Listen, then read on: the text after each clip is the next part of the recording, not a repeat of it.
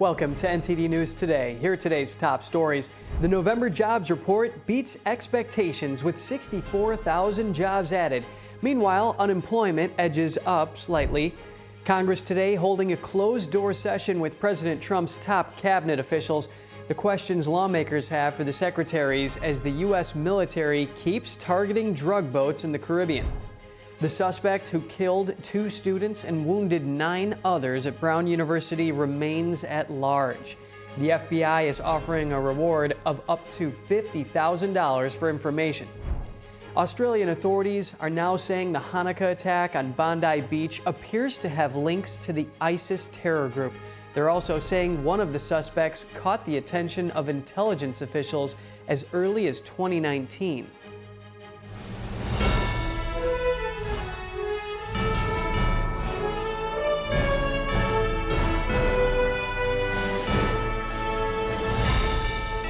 This is NTD News Today, live from our global headquarters in New York City.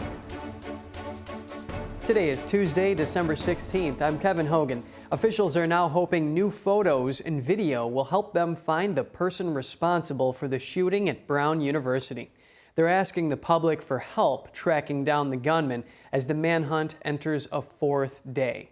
The FBI is offering a $50,000 reward for information that can lead to an arrest and conviction. Here's the update. Authorities are ramping up the manhunt for the gunman who opened fire at Brown University on Saturday. We're asking the public for assistance to be able to identify this individual. Law enforcement releasing new videos showing a person of interest walking through Providence in the hours before the shooting. A poster released by the FBI describing the suspect as approximately 5'8" with a stocky build. Hopefully very quickly we can get this person identified, detained, questioned if possible, but certainly he is our primary person of interest right now. The shooting left 2 students dead, Ella Cook, a student from Alabama, and vice president of the Brown University College Republicans. I'm just super proud of her and what she was able to accomplish in her short life. I absolutely hate that it was taken away from us so short. And Mohammed Aziz Umerzakov, described by Vice President J.D. Vance as a brilliant young man who dreamed of becoming a surgeon. 9 others were hurt. Saturday's shooting on Brown's campus has students rattled. There's no question that this is like anxiety-inducing, and this is like the scariest moment for not just me, but all of my friends. Hoping for a quick end to the manhunt. I'm trying not to use the worst language possible that I can to describe this guy, but I hope that, he gets punished to the worst extent possible of the law when he's caught. New footage is emerging about the suspected gunman in Sydney's Bondi Beach shooting. The video shows one of the suspects being disarmed near a parking lot. And a warning, some viewers may find the following footage disturbing. A man wearing a white shirt was seen charging at a man in a dark shirt who was holding a rifle. He then tackles the armed man from behind, wrenching the rifle from him with his hands before pointing the gun back at the man. The man was later identified as fruit shop owner Ahmed Al-Ahmed. He has been hailed as a hero whose actions saved lives. A second video captured the moment an elderly couple tackled one of the terrorists to stop him before apparently being shot dead. The dashcam footage showed one shooter wrestling for a weapon with an older man in a lavender shirt and shorts before both fall heavily to the ground behind a car. The couple has not yet been identified. As the investigation continues, authorities in Australia now say the Bondi Beach attack appears to have a link to the ISIS terror group. They also say one of the suspects in the attack on Sydney's Jewish community had been probed over terror connections as early as 2019. Here are the details. Australian authorities say the deadly attack on a Hanukkah celebration in Sydney may have been inspired by ISIS. That's according to the police and Australia's Prime Minister. It would appear there's evidence that this was inspired by a terrorist organisation, by ISIS. Radical perversion of Islam is absolutely a problem. The Prime Minister pointed to evidence investigators seized from a vehicle they say the suspects used. I also confirmed that the vehicle, which is registered to the younger male, contained IEDs, but I also confirmed that it contained 2 homemade ISIS flags. Police say the father-son duo traveled to the Philippines last month. The purpose of that visit is under investigation.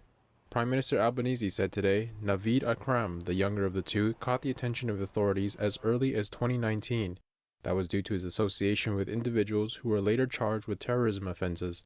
Albanese said he had not been placed on a terrorism watch list, nor was he subject to any surveillance.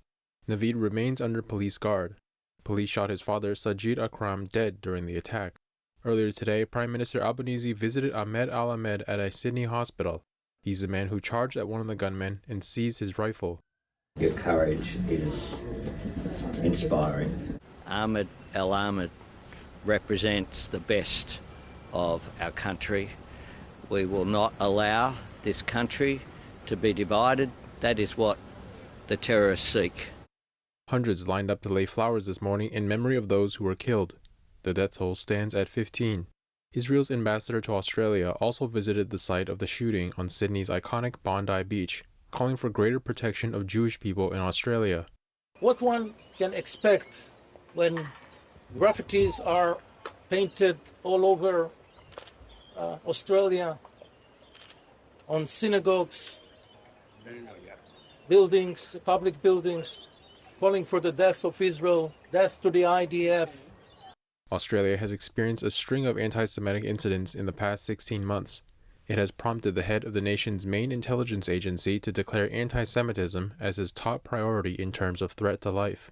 The neighboring state of Victoria has announced more than 2 million Australian dollars, that's about 1.3 million US dollars, in security and support for Jewish communities. It includes funds for private security, youth camp protection, mental health services, and counter-extremism programs. The Bondi Beach attack is Australia's worst shooting in nearly 30 years. New York City Mayor Eric Adams addressed the Big Apple's Jewish community yesterday amid this year's Hanukkah celebrations. Adams encouraged the city's Jewish residents to continue their traditions despite the recent attack at Bondi Beach in Australia. Do not live in fear. Do not stop outside your synagogue and determine if you're going to go in or not. Do not contemplate before you enter the subway system that you're going to take off your yarmulke. Do not pause and go into your shiva and say you're not going to wear your Star of David. If we live in fear, they won. Meanwhile, synagogues across the country said they would go ahead with large Hanukkah celebrations to show their resolve. Miami's Temple Beth Shalom said in a statement, quote, "Let us gather to share the warmth of the candles and reaffirm our unbreakable connection." In Missouri, Shabbat of Greater St. Louis said it proceeded with its Sunday night menorah lighting, but with a larger police presence.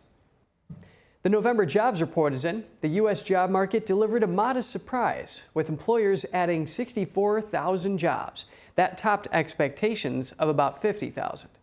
The unemployment rate edged up to 4.6%, slightly higher than the 4.5% forecast, and up from September's 4.4%. The report was delayed due to data collection challenges following the government shutdown, which also prevented an October unemployment reading. Federal Reserve officials made their latest rate decision without this report.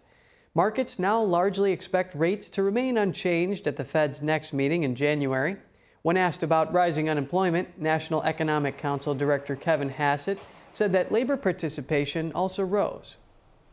How concerned are you the unemployment rate keeps rising? Well, the other thing that rose was labor force participation.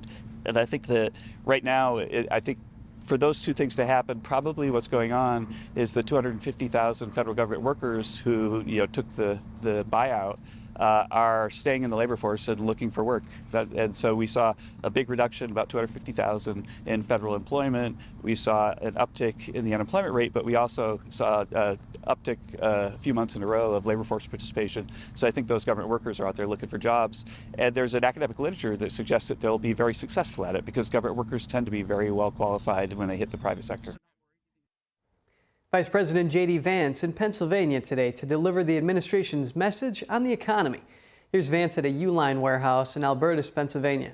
We've got real money, real jobs, and real opportunity. What that means for the state of Pennsylvania is that in just the last 11 months, we're creating 60,000 good-paying jobs for Pennsylvania families, and we're bringing in, just in this one Commonwealth, $100 billion of new investment into this great place. That is real opportunity for the American people. That is real wage growth for the American people. Vance promised more money in Americans' pockets this upcoming tax season. He said that under the Trump administration, Americans will have $1,000 more of take-home pay because of tax cuts, tax credits, and other policies. The vice president also touted the administration's efforts cutting drug prices and bringing investments into America.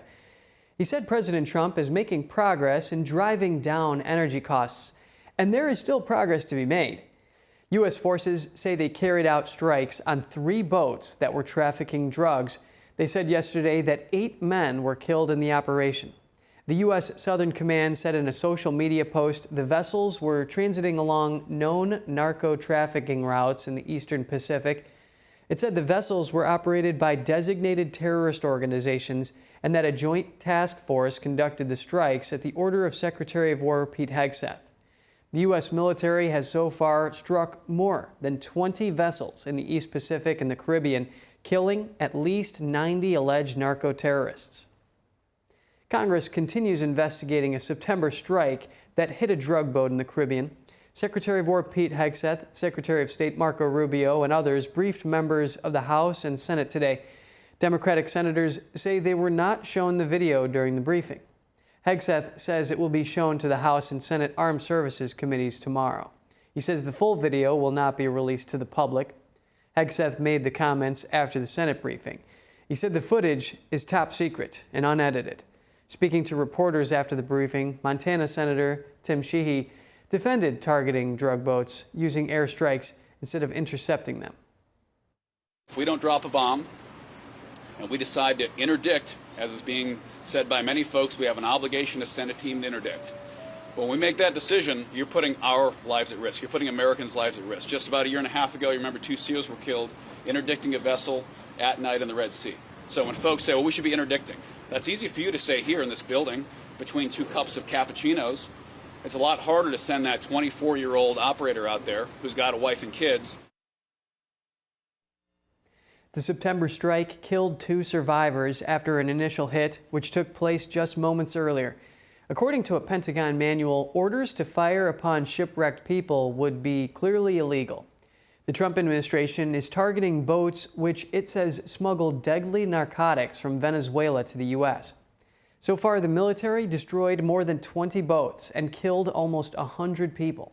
President Trump says the boats have to be targeted because the drugs on them could kill tens of thousands of Americans. But some argue that the U.S. is using military force against civilians who are committing crimes but aren't involved in a war. Senate Democratic leader Chuck Schumer says Congress still doesn't know what the goal of Trump's operation is. Schumer added that Congress wants to see the full video of the September strike. Stay with us. Pro-democracy advocate Jimmy Lai convicted of sedition charges in Hong Kong as part of the Chinese regime's national security law. Allegations it's a politically motivated attack. A coordinator from a Freedom Foundation joins us to discuss. And lawmakers are racing the clock to prevent an increase in the cost of health care for millions of Americans. With less than 2 weeks to go, a bipartisan group of senators are negotiating a new proposal. That coverage in a moment.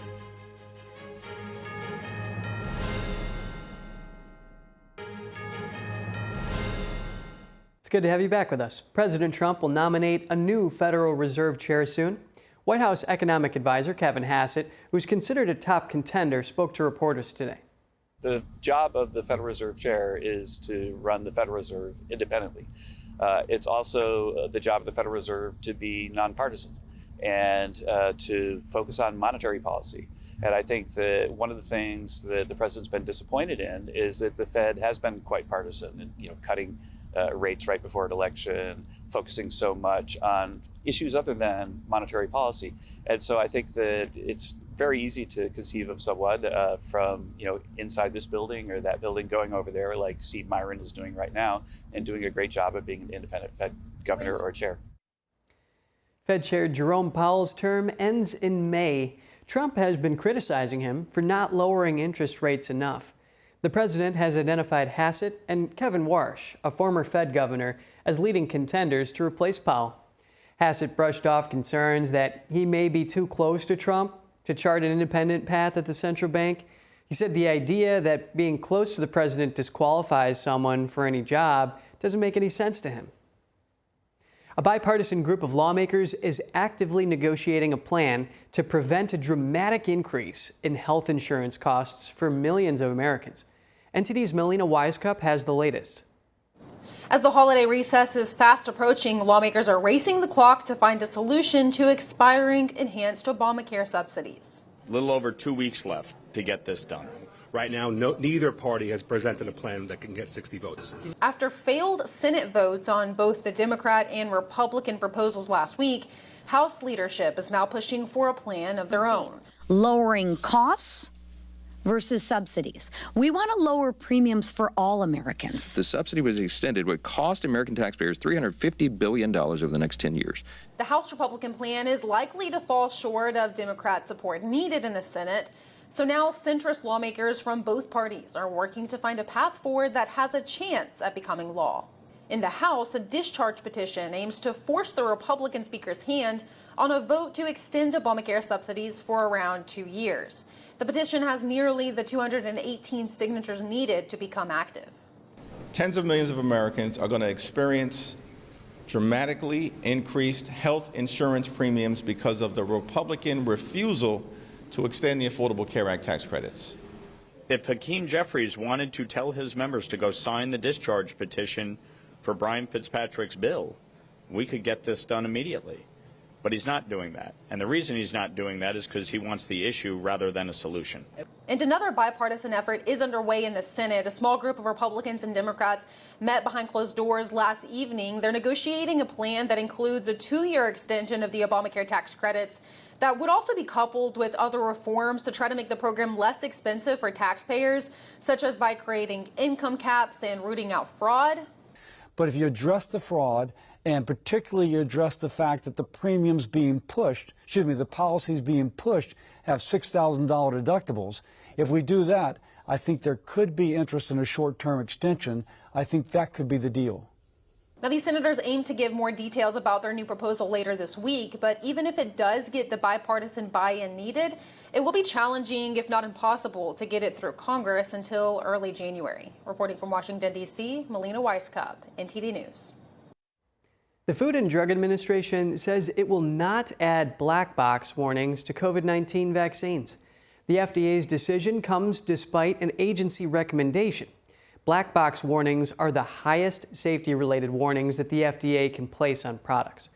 The announcement comes several weeks after the FDA reported deaths of children following COVID-19 vaccination.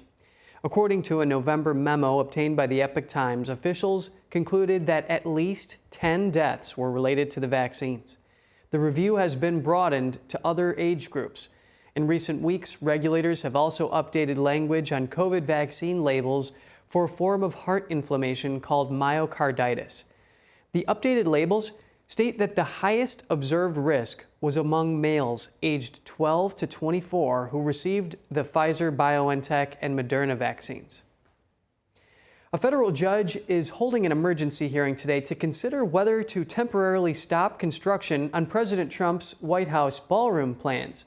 A historic preservation group filed a lawsuit to stop the project from moving forward because the president did not get approval from Congress, nor did he submit plans to the National Capital Planning Commission and the Commission of Fine Arts for review. In a court filing yesterday, the administration said the organization that wants it stopped has no standing to sue. And a Secret Service official involved in the construction said that any disruption in the project could hamper the agency's ability to provide security for the president. Trump had the East Wing torn down in October as part of his plan to build a 90,000 square foot ballroom. President Trump faces off against another media company. The president has filed a lawsuit against the BBC, seeking $10 billion in damages. NTD's Daniel Monahan has more on the suit over alleged defamation in a news special that aired last year. The 33-page legal filing accuses the BBC of making a false, defamatory, deceptive, disparaging, inflammatory, and malicious depiction of President Trump. The news piece was aired 1 week before the 2024 presidential election. Trump's lawsuit called it a brazen attempt to interfere in and influence the election's outcome to Trump's detriment. Literally, they put words in my mouth. They had me saying things that I never said coming out. I guess they used AI or something. The BBC aired an episode titled Trump, A Second Chance on October 28, 2024, 1 week before the presidential election. The suit argues that the media company intentionally and maliciously sought to fully mislead its viewers by splicing together clips of remarks that Trump made ahead of the January 6, 2021 Capitol breach. Right here, we're going to walk down. In the BBC program, editors spliced together 2 clips from the speech, creating the impression that Trump had said, "We're going to walk down to the Capitol and I'll be with you and we fight like hell. And if you don't fight like hell, you're not going to have a country anymore." In reality, the clips came from separate portions of the speech, including one in which Trump said, "We're going to walk down and I'll be with you. We're going to walk down to the Capitol." And another, 54 minutes later, in which he said, "We fight like hell, and if you don't fight like hell, you're not going to have a country anymore." Court documents include a letter from BBC Chair Samir Shah to Trump saying, quote, "Let me address immediately your speech of January 6, 2021. The way the speech was edited in the documentary gave a misleading impression of what you said. The editing unintentionally created the impression of a single continuous section of your speech rather than excerpts from different points in the speech. This gave the mistaken impression that you had made a direct call for violent action. That was an editorial error and it should not have happened." The lawsuit asks for $10 billion in damages, citing the value of Trump's personal brand and the injury to President Trump's business and personal reputation. President Trump yesterday also addressed the conviction of Hong Kong pro-democracy activist Jimmy Lai. I feel so badly. I spoke to President Xi about it, and I asked to consider his release. He's not well. He's an older man, and he's not well, so I did put that request out. We'll see what happens. Lai is the founder of the now-closed newspaper Apple Daily. He could face life in prison after his conviction under Hong Kong's draconian national security law enacted to crush the pro-democracy movement in the territory. Daniel Monahan, NTD News. For more on the conviction of democracy advocate Jimmy Lai, we welcome Francis Hui, Policy and Advocacy Coordinator for the Committee for Freedom in Hong Kong Foundation. Thank you for joining us, Francis. A colleague at your foundation describes this case as an act of legal subversion. What does this conviction mean for Hong Kong? Well, I think this, like what Sebastian has just said earlier, the verdict is pretty much expected by many people who have been following this case. We have seen a whole destructions of rule of law throughout this whole process of the trial. First of all, the trial was heard by 3 handpicked judges, and without no jury, and those people are politically appointed by Beijing. And during the trial, Jimmy Lai was told multiple times to not to talk about his political opinions. In the verdicts and the judgment, it's like 800 something pages long. It was so long. I've never seen this lengthy judgment that come from Hong Kong court. But for this whole judgment, you can see that they're trying so much to paint that Jimmy Lai is the mastermind of the movement, that he coordinated everything behind this millions, people of movement. But they didn't succeed. The judgment, if you look at it, none of it is about really, seditious, or none of it is about him, colluding with foreign forces. He's only criminalized because he talked to foreign politicians and publishing critical articles that perhaps hold pro-democracy views that are opposites of what Beijing wants, and that threatens Beijing.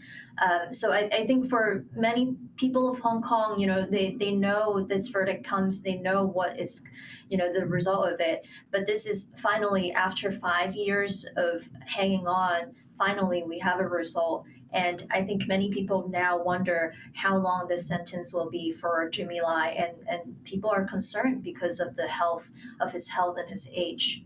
Yes, thank you for that, Francis. Now, as mentioned, the British Foreign Secretary strongly condemns this conviction and said this was politically motivated. So what can the international community do to pressure the CCP to release Lai? Well, I think in the U.S. Particularly, we just hope that members of Congress can continue to raise his profile, but also fast track many of the Hong Kong related legislation, including looking into the HKETO locations in the U.S., looking into their special privileges in the U.S., and a lot of other things like, imposing sanctions on judges and people, officials that are involved in this whole prosecution. I think that can be, the UK can follow that approach as well, especially with, a trip coming up to Beijing. I know the Prime Minister have a planned trip to Beijing. I mean, condition Jimmy Lai release as the condition for that trip to continue to happen. I think, many things we can do as an international community to support Jimmy Lai and other political prisoners in this very critical moment, where we're now in the very critical window between the verdict and the sentencing. And we just hope that during this time, in this 1 month period, we can have as much voice as we can and pressure the Chinese government to, again, immediately release Jimmy Lai unconditionally. I hear you. For a little bit of context, Lai was arrested over 5 years ago and has been imprisoned for over 1,800 days, most of that in solitary confinement. He's 78 years old and he has diabetes, and his son said he could actually see Lai's condition worsen with significant weight loss and frailty. Why do you think the CCP has gone to such lengths to target Lai in such a public fashion? Well, they need an icon they need someone there to show that, no one can hold opposition voice. You can run a business in Hong Kong, you can have a newspaper in Hong Kong, but you can't do anything like what Jimmy Lai do. I think Beijing is scared of Jimmy Lai because he is rich and he has the connection, and he has a great story to tell, which resonates with many people abroad.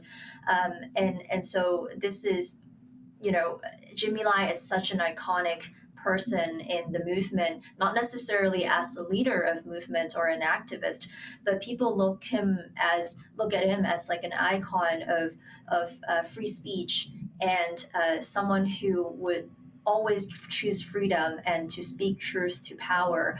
And I think Beijing's scared that it threatened Beijing, and they wanted to target Jimmy Lai to be the person, to be the icon, to also send its chilling effects to everyone that are living in Hong Kong, not to do the same thing that Jimmy Lai does. And so, but I think Jimmy Lai knows, like from the beginning, even before he is arrested and imprisoned, he knew that he would be arrested, and he took the imprisonment as an honor, and he's willing to do that for Hong Kong because Hong Kong gave him freedom from the very beginning when he moved to Hong Kong when he was very young. So that's something, very admirable of him. And I think that's we can all learn from Jimmy Lai's story. And he really resonates with many Hong Kong people, in my opinion, because, of course, with Apple Daily, such a great newspaper created by him. That's very plausible what you're saying, and to summarize your point, that the CCP needs to pin it on someone, to make an example so that no one dares to speak up against the regime. And alongside what you're saying, the Director General of Reporters Without Borders says that, of course, this was an attack on an individual and also an attack on press freedom itself in Hong Kong and in China. Now, is there any recourse for Lai? Can he be released on humanitarian grounds because of his health? President Trump has vowed to save him. Can Trump help? I think definitely this would be a really tough pull, and that's why we have been calling that this is an urgent appeal to the world. It's not. I think it's difficult, but it's not impossible. I mean, China has released prisoners in the past, whether it's on humanitarian grounds, for medical reason, or for political reason. They have done that in different prison swap deal or things like that. I just think that the U.S. and the UK, especially since Jimmy Lai is a British citizen, all of us can come together and to show some strength. Show some power to pressure the Chinese government to release him. I think statements are not enough. We need more than that. We need concrete measures that would give us leverage to for more leverage during the negotiation.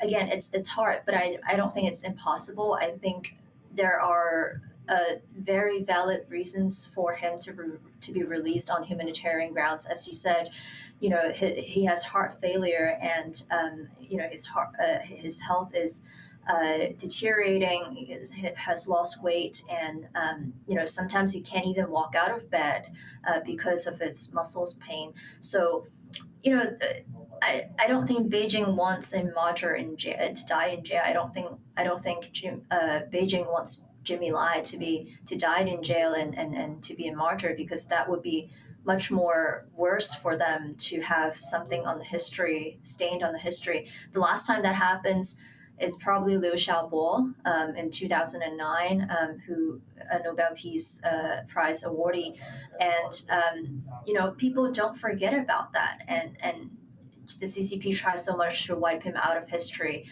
and we have seen that in the past decades. So I don't think they want Jimmy Lai to be the next one. So let's just hope that all the countries come together, the US and the UK can use this time window to really show some strength and to get him out as soon as possible.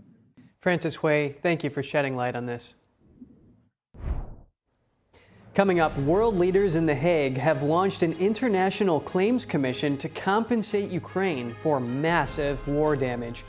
And the U.S. is pausing a $40 billion technology deal with Britain, citing concerns over online free speech and food standards. Stay with us for that coverage.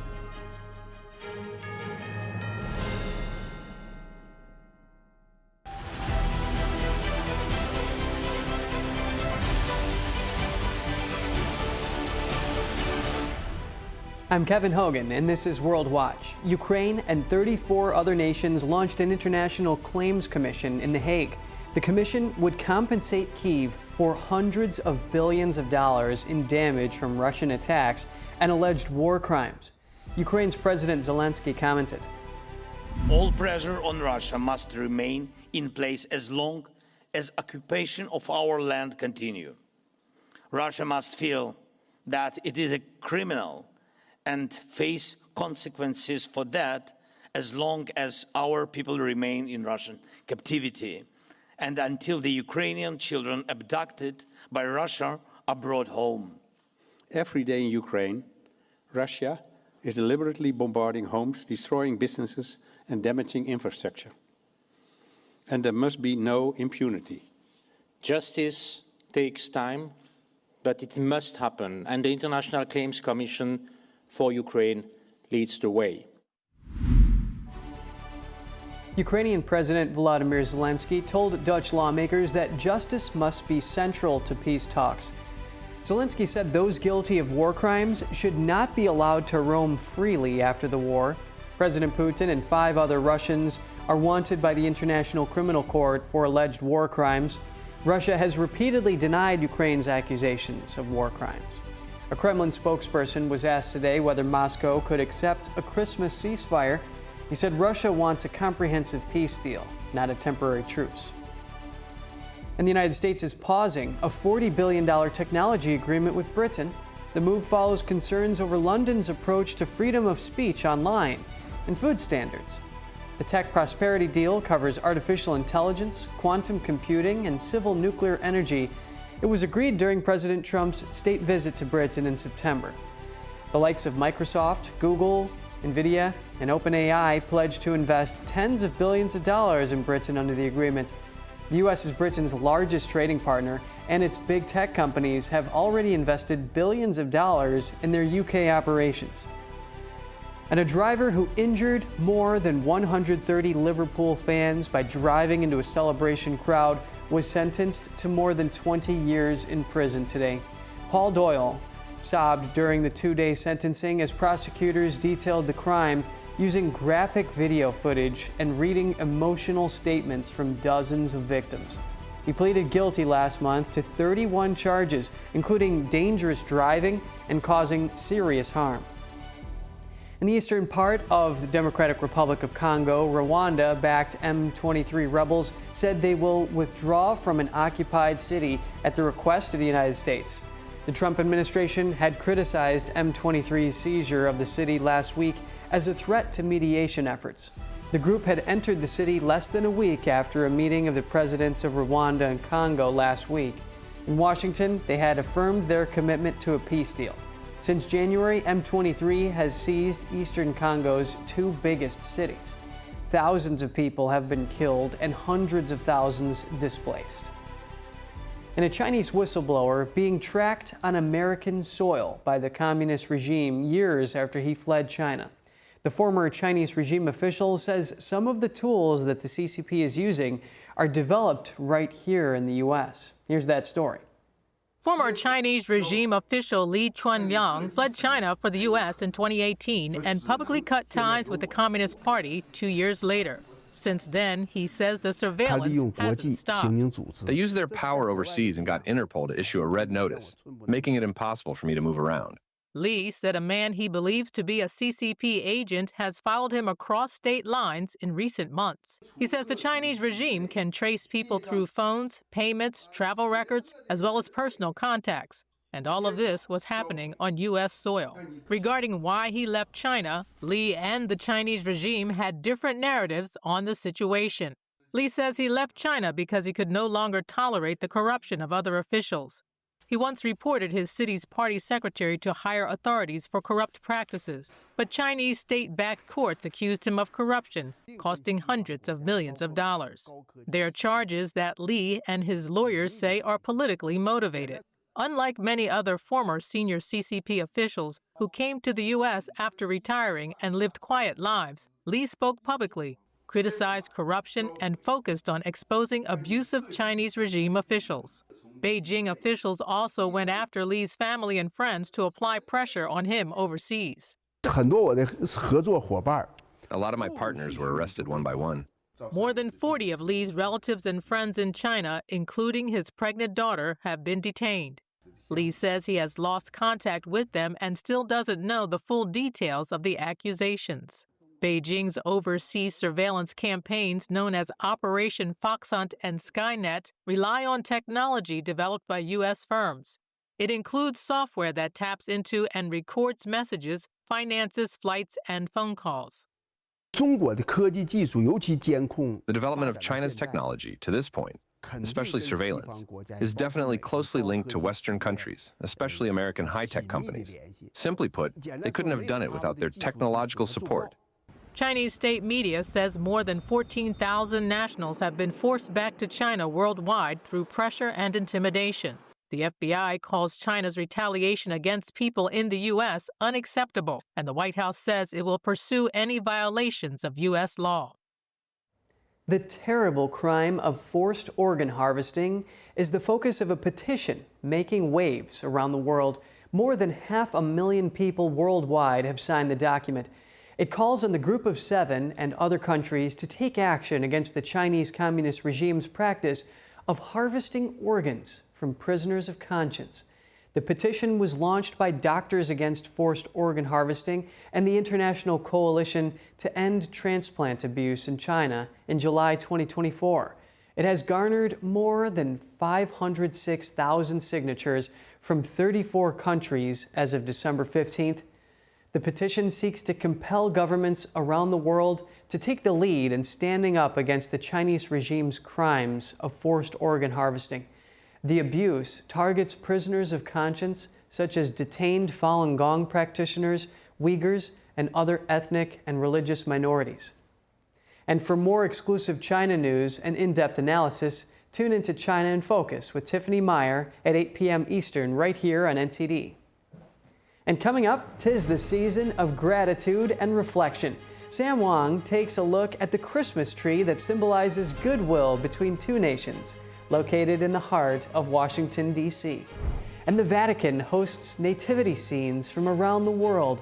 The 8th edition of the exhibition recreates the birth of Jesus Christ in a range of unique displays. We'll have that for you coming up.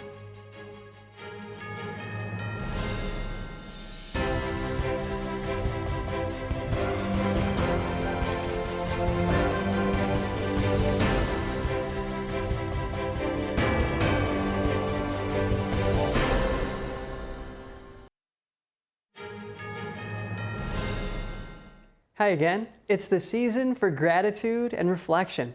DC's Union Station is embodying these values with its annual tradition, a Christmas tree that symbolizes goodwill between the United States and Norway.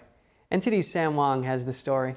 It's huge, like what? It's awesome. It's awesome. I enjoy seeing the flags. Ushering in a festive holiday season, DC tourists are greeted by a massive Christmas tree upon walking into the hall of Union Station. Decorated with lights, snowflakes, ornaments, along with American and Norwegian flags, the tree has become a major attraction at the city's largest transportation hub. Beautiful tree, very well decorated, and I think it brings joy to people, everybody that works in here. Very festive, well lit.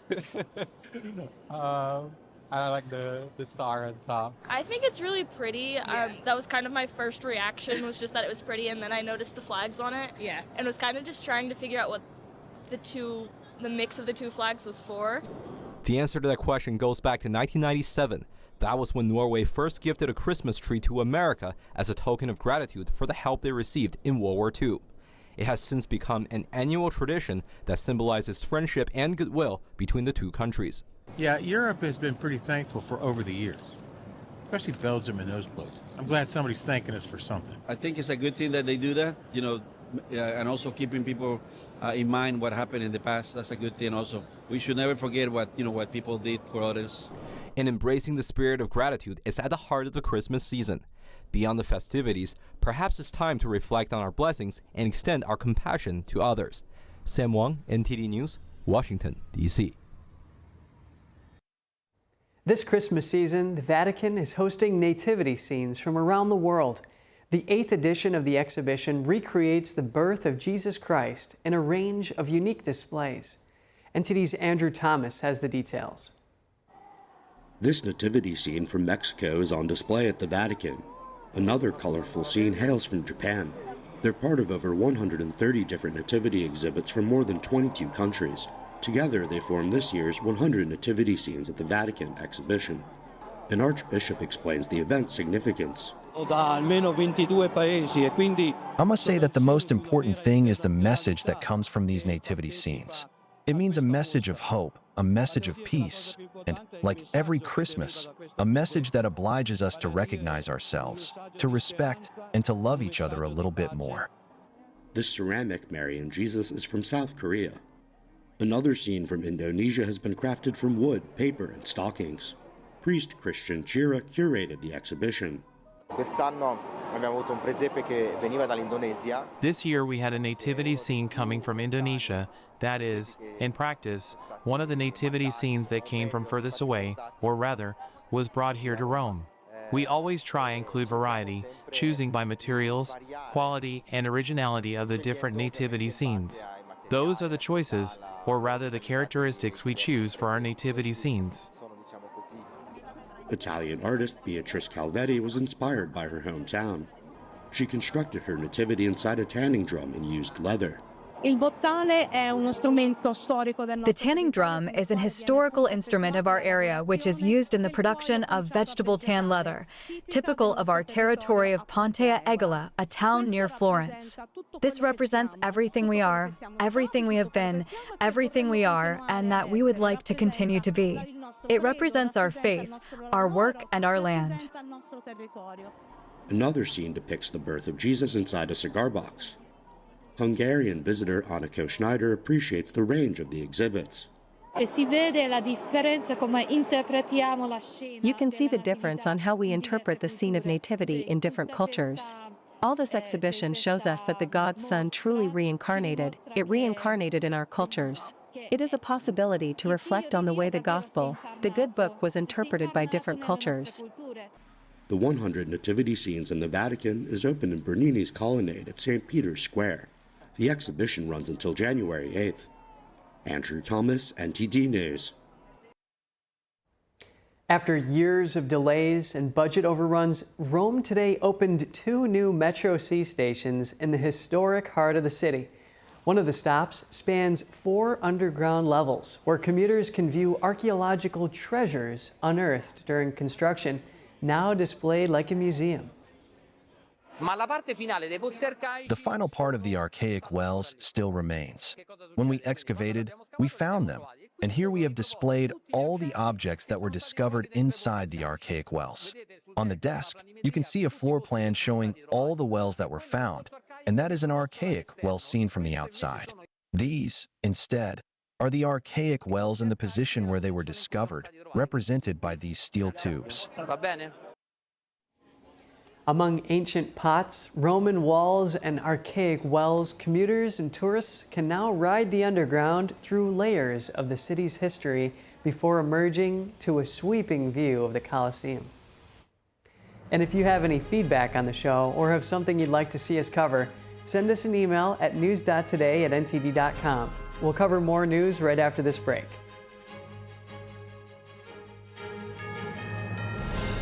Don't miss our special coverage of Turning Point's biggest event of the year, America Fest 2025. This is the greatest nation on earth. Thousands of students expected to attend the 4-day event, joined by some of the most influential voices in the conservative movement, all to honor Charlie Kirk and the principles he stood for. Watch our special coverage of the convention and our on-the-ground editions of NTD Evening News with Tiffany Meyer at 6 p.m. Eastern and Capitol Report with Steve Lance at 7. Turning Point USA, America Fest 2025, this Thursday through Sunday on NTD.